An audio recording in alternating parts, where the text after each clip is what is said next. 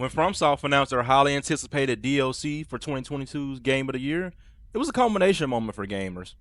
Whether you're a casual who never played or had interest in FromSoft games, a hardcore fan who can't get enough of them, or someone who's right in the middle, like myself, you more than likely heard about Elden Ring at least. With this vast open world that lets you explore the way that you want, different build and weapon designs that allow you to play the game that you want, and the punishing bosses that awaits, it was no surprise why Elden Ring won Game of the Year. Fast forward to today, and shout out to Erdtree has released with positive reviews, and fans are claiming for it to be nominated for Game of the Year. Yes, the DLC winning Game of the Year. Welcome to gaming in 2024. But hey, if its hot steaming piece of garbage can get nominated, every other year, then anything is possible. I finally wrapped up my time with shout out to Erdtree, and I have some things I would like to go over.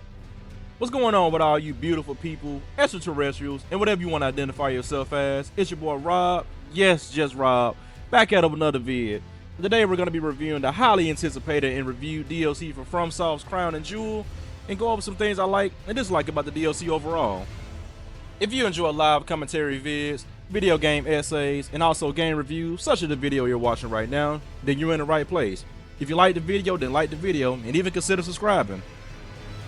Without further ado, strap yourself in, hands and feet inside the ride at all times, and somebody cue my intro.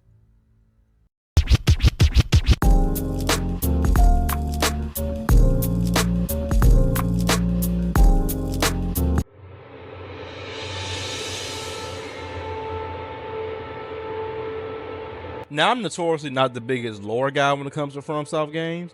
I like to look more into the journey of beating the boss that you've been stuck on for a while than the actual lore itself, and then wait until after I beat the game to look more into it. However, for the sake of the vid, I decided to do a bit of research just to give a brief overview of the lore in the DLC. To explain in simple terms, Miquella wanted General Radahn to be his consort. In return, he would fulfill some unspecified promise he made to Radahn. As part of his plan, Miquella enchanted Mog, that's the boss that 63% of you haven't even beaten to get to the DLC area, into kidnapping him from his tree and taking him to his palace. This is why players can only access the Elden Ring DLC after defeating Mog. Again, 63% of y'all haven't even done that yet, so ignore that. But anyways, there, Miquella will shed his form and escape to the Shadowlands, which is where the DLC is located. In there, he also sheds Saint Trina's form and finally accepts General Radahn as his consort. He would then use the Divine Gateway in the Shadowlands to ascend to godhood. Man, that was a lot to go over. I may have just spoiled it for some by pretty much saying Radahn is back without saying he's back, but honestly the DLC's been out since June. If you haven't heard about it now, then you probably don't even care about the game. Now that's out the way, let's go over what I think is the bread and butter of the game overall, which is the gameplay.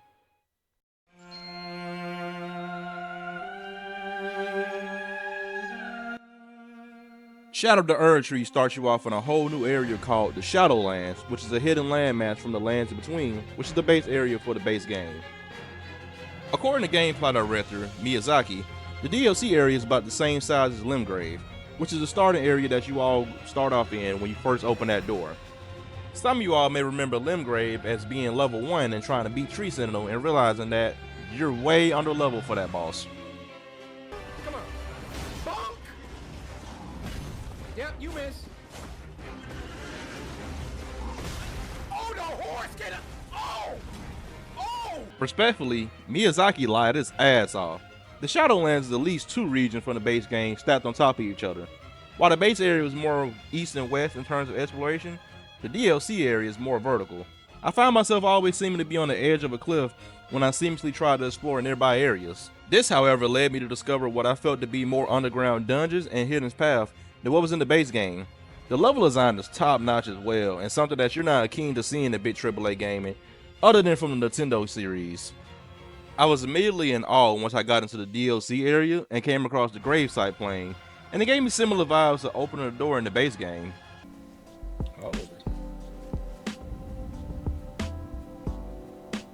Okay. They already starting off strong with the scenery. This is nice, bro. From the churches and ruin field area of Skadu Altus, to the stone mountains of Jagged Peak, to the vibrant blue flower field Cerulean Coast, and much more. FromSoft always had a knack of creating some of the most unique level designs in gaming, And with different ways to reach these areas, exploration is an unwritten must for this type of game. I also love that FromSoft rewards your effort and exploration with not only unique enemies and bosses, but also gears and weapons. With over 100 new weapons and 8 new weapon types, there was something that each and every build could try in a run. I personally have a Dex and Intelligence build and find myself using the backhand blade and the, not gonna pronounce it, Great Katana, as I got towards the end game. The backhand blade is great for quick damage and getting in and out of combat, while the Great Katana is a Dex/Strength katana that sacrifices speed for overall damage. The leveling system also been slightly reworked as well for this area to compensate from people who wanted to be level 300 plus.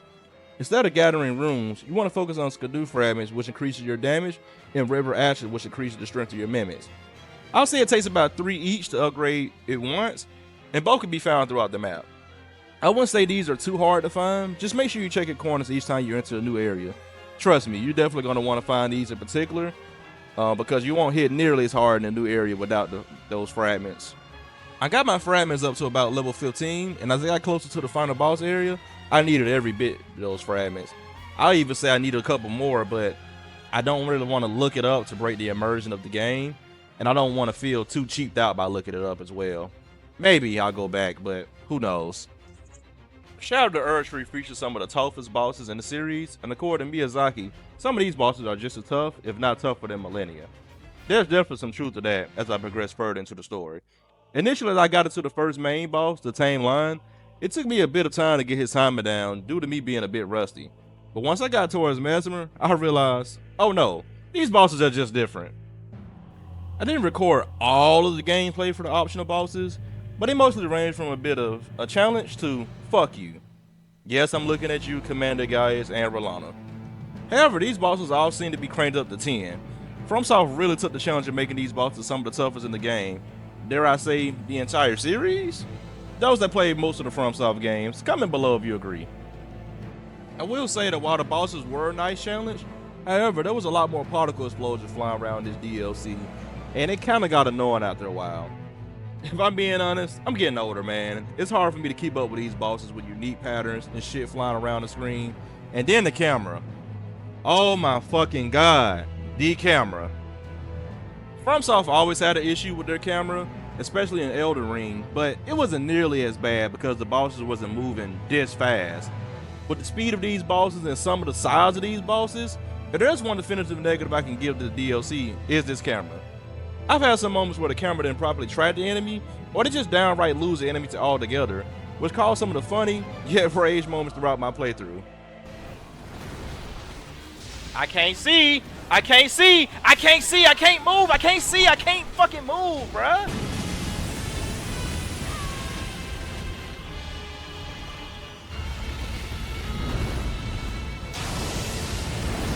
I don't know where he's at. I can't see. I cannot fucking see. Like, there's no way I should be able to fight somebody this fucking big and the camera's this ass, bruh. He won't even let me lock on to him. Yes, he's difficult. He is difficult. But it feels like I'm fighting the fucking camera more than I'm fighting him. Bale by himself made me take a couple of breaks due to the fact that it was hard for me to see him due to the flames of movie he had. But the amount of times I would just completely lose him when he'd fly around prolonged my time to beat him significantly. Overall, while these bosses were tough as shit and very challenging, I did enjoy my time, and I just love the formula that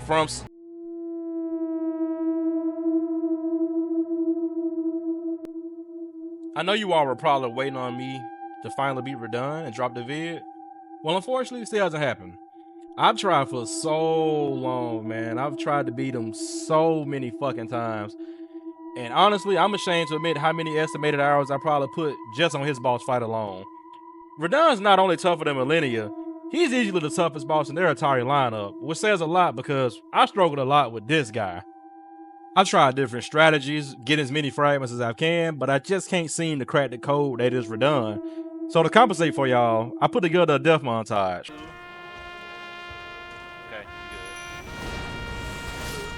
Oh, I thought I rolled past it. That's crazy.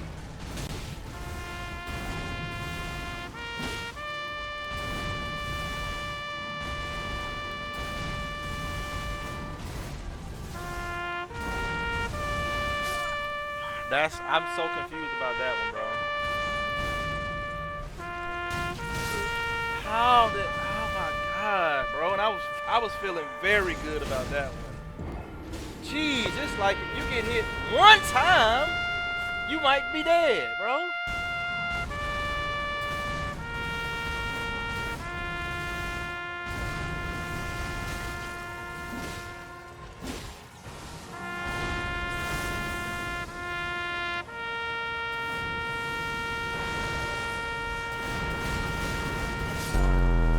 Yo, oh my god, bro. Oh my fucking, oh my god. I was like, if I dodge it, I could probably win. Oh.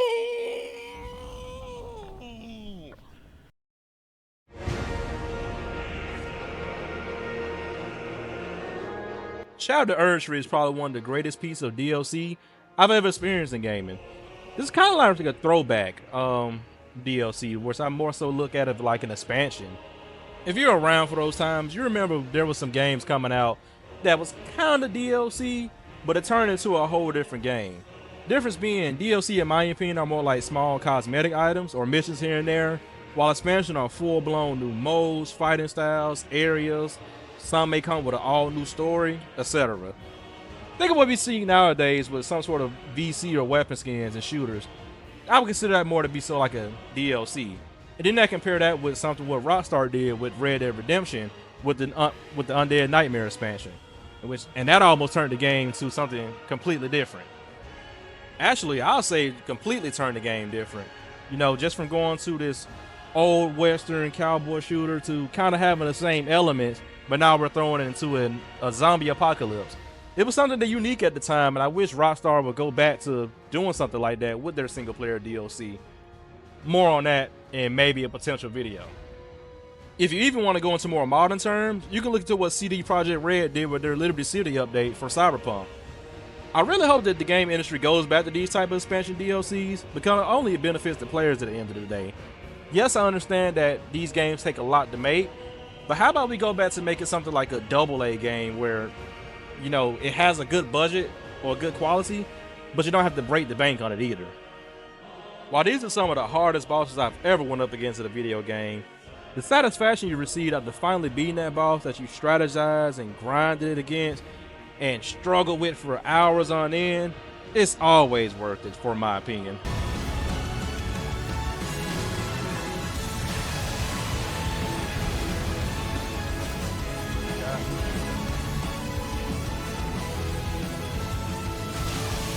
No, he's one hit.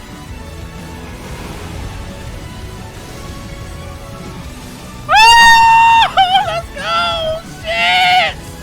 Oh my god! Oh, let's go! Fuck you, nigga! Fuck you! Oh shit, boy! Oh, that shit feels great. Oh, that shit feels great, bruh. Oh my god, that shit feels better than sex. Oh my god. And that's why I would recommend anyone who doesn't have anything new to play, someone who's been on the fence for FromSoft games, or someone who's just looking for a challenge or just want to give Elden Ring a try. I highly recommend you give it a try because FromSoft seems to have really perfected this style of gaming and even spawned a couple of spin-offs since the Elden Ring release back in 2022. It's just this weird formula they have where they're gonna beat your ass so many times that you're gonna eventually get tired of it and figure out a different way to try to approach this boss or this enemy. And once you finally overcome that hump, it's just a satisfaction that I can't even put into words. You just have to experience it for yourself. And that's why I'm gonna be giving Shout Out to Erdtree a solid 9 out of 10. And definitely gonna be looking forward to whatever FromSoft comes out with next. But first, I need a break. Radahn beat my ass way too much. Until next time, if you all enjoyed the video, please hit a like for me. And I'm out. Peace.